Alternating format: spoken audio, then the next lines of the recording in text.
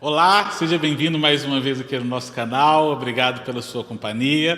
É um privilégio estar aqui com você. Você que ainda não é inscrito, gostaria de convidá-lo para se inscrever no nosso canal, curtir, compartilhar os vídeos na medida que você gostar, achar interessante. Hoje nós vamos tratar de um dos assuntos mais importantes da cultura bíblica e da geopolítica mundial, que é nada mais nada menos do que o Templo de Jerusalém. O objetivo desse vídeo não é esgotar o assunto, até porque esgotar esse assunto é uma coisa muito difícil de se fazer, mas é provocar em você uma certa curiosidade. Você que já conhece um pouco ou tem algumas informações dispersas, resumir e reiterar esse conteúdo em um só. Você que não conhece, conhecer um pouco e talvez até aprofundar isso em outros conteúdos. Esse não é nem a ponta do iceberg sobre o assunto, isso é uma pedrinha de gelo só. O Templo de Jerusalém, ele chega a ser tese de doutorado, pós-doutorados, filmes, documentários, tem muita coisa sobre esse assunto. O que a gente vai fazer aqui é somente uma breve explanação, organizando isso no tempo, tentando, se possível, chegar na história até os nossos dias. O Templo de Jerusalém, ele é muito comumente chamado de Templo de Salomão, porque foi Salomão o primeiro a realizar essa construção. Essa construção que foi intentada por Davi, Davi não pôde fazê-lo, o Senhor não deixou que Davi construísse o templo, mas permitiu que Salomão construísse esse templo. Salomão, filho de Davi, sucessor da linhagem real, constrói então o Templo de Salomão, o mais famoso da história, provavelmente. Esse templo ele foi construído em Jerusalém, em um local muito significativo para a cultura de Israel, que é no Monte Moriá. Você que está um pouco mais habituado com a cultura bíblica deve lembrar do Monte Moriá como um dos episódios mais relevantes que nós temos, assim, mais impressionantes que nós temos, que é a oferta de Isaac por Abraão. É no mesmo local desse episódio que é construído o templo. Salomão então constrói esse templo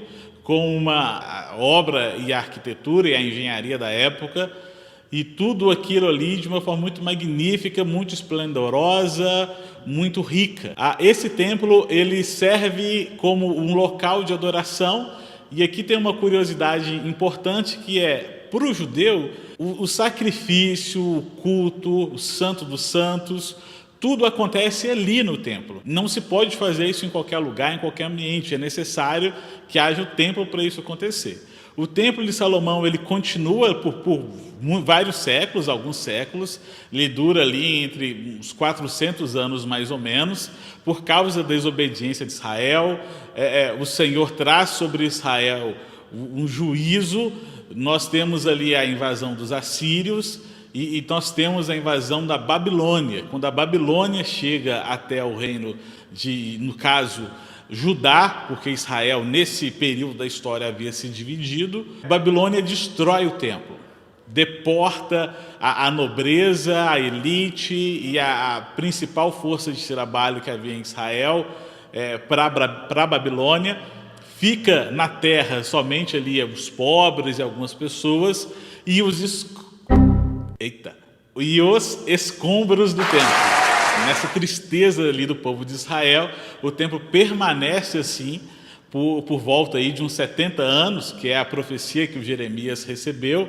Depois disso, o povo de Israel volta para a sua terra, e aqui nós temos a construção do segundo templo. Então, depois que Israel é levado para a Babilônia, nós temos ali um outro reino que se levanta com o rei Ciro, e o rei Ciro ordena o retorno do povo de Israel para sua terra e permite a reconstrução do templo. Esse templo ele é chamado, entre outras formas, de Templo de Zorobabel, que foi o responsável ali pela direção da nação. O Zorobabel, que era da linhagem real, da linhagem de Davi, ele assume ali o governo, e ele é responsável pela construção. A história do primeiro templo, eu convido você que quer ter um pouco de contextualização bíblica sobre ela, ali no livro de 1 Crônicas, 1 Reis. O segundo templo, você vai ver sobre ele no livro de Esdras e Neemias, que trata desse movimento de retorno de Israel para a sua terra e da construção do segundo templo. O segundo templo, então, ele é construído. O povo de Israel tem um episódio muito interessante, que é quando da consagração do templo, há um grande clamor e um choro, que é uma mistura de alegria e tristeza, tudo ali ao mesmo tempo, por aqueles que recordaram toda essa história de destruição, de cativeiro e de retorno.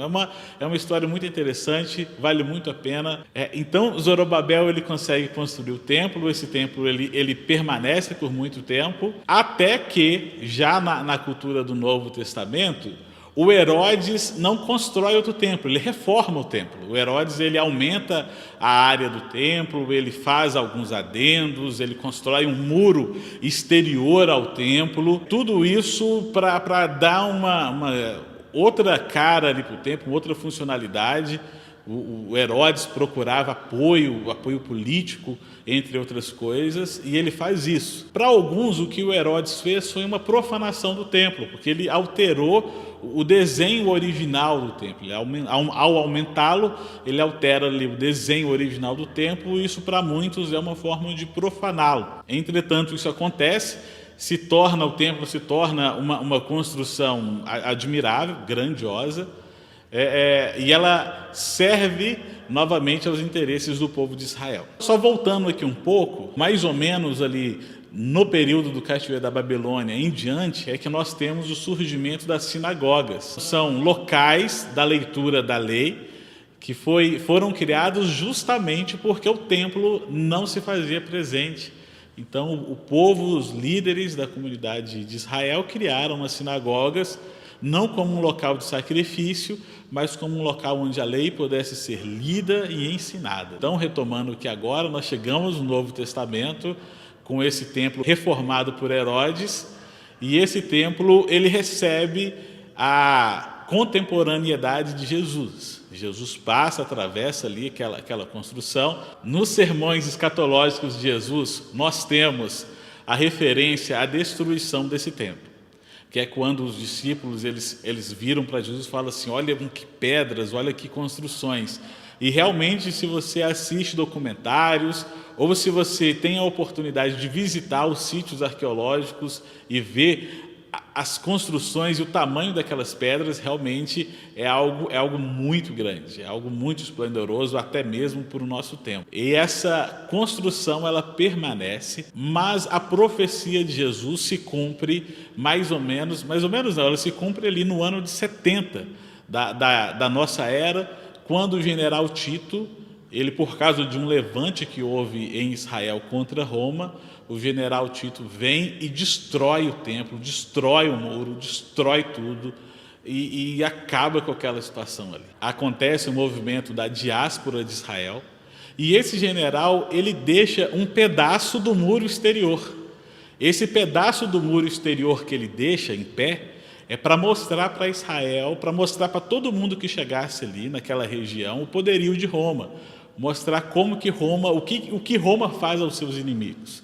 Esse pedaço do muro que não foi destruído por Roma naquela época é o local que hoje é conhecido como Muro das Lamentações. Você já deve ter visto a figura de pessoas encostadas com a testa ali no muro, deixando pedidos entre as frestas dos tijolos, das pedras. Esse local é uma parede, um pedaço da parede exterior que os romanos deixaram, que eles não quiseram destruir, para ficar como um memorial do poderio de Roma, do que Roma pôde fazer, ali ao longo da história. A partir dali, do ano 70, nós temos a diáspora, que é um movimento que não acontece só naquele momento, ele acontece ao longo da história de Israel, até pouco tempo recente, quando da restauração do Estado moderno de Israel. Então, nesse momento, o povo de Israel ele perde ali a sua identidade nacional, a sua organização social, e passa a haver um domínio de Roma naquela região. Quando o Império de Roma cai, ali por volta do século V, mais ou menos, Os bizantinos assumem o controle de Jerusalém. É nessa época que é construído um dos locais mais importantes de peregrinação a Jerusalém, que é um outro templo, não esse templo de Jerusalém, que é o templo do Santo Sepulcro. É um local também de peregrinação que foi feito supostamente no local onde Jesus ressuscitou. Mas isso é uma outra história. O templo, então, ele permanece destruído por todo esse tempo, e entre guerras e entre dominações que são ocupadas, nós temos no século... Só um minuto. Qual que é o século? Não anotei não. Nós temos, depois de várias dominações, nós temos o califa Omar, do povo muçulmano. Ele assume o controle da região ali da Palestina. Ele constrói ali essa mesquita, a mesquita de Al-Aqsa, ou mesquita de Omar, dependendo de quem a chama. Nós temos ali a cúpula da rocha, com aquela doma de ouro, coberta de ouro. Esse local, essa mesquita, ela é construída no local do templo, que é sagrado tanto para muçulmanos quanto para os judeus. Acredita-se que, de alguma forma, os judeus vão reaver esse local para a construção do terceiro templo. E esse é um dos principais pontos de instabilidade na relação dessas duas grandes nações. Não só duas grandes nações, há uma série de outras nações muçulmanas envolvidas com o desejo da manutenção daquele local de culto e também o interesse do povo judeu com aquele local de culto. Essa é uma situação que tem se desdobrado ao longo dos anos. Não sabemos até quando ela vai continuar. Há uma série de correntes teológicas e escatológicas sobre a volta de Jesus, associando isso com a construção desse terceiro templo. Para o povo judeu, a construção do terceiro templo será um movimento messiânico, e então tem muita coisa envolvendo aquele local hoje, e por isso aquela região é uma região ainda de instabilidade. Mas o que nós sabemos até então é que a história ela veio trazendo os conflitos, veio trazendo essas situações, períodos de paz, períodos de turbulência, até chegar ao nosso tempo. Agora, sem o templo, entretanto, com o local preservado para os desdobramentos futuros. Veremos o que acontecerá. Eu espero que você tenha gostado disso, espero que você tenha aprendido um pouco ou se sentido com a curiosidade mais aguçada para pesquisar mais, para buscar mais informações. E é isso. Muito obrigado e até a próxima.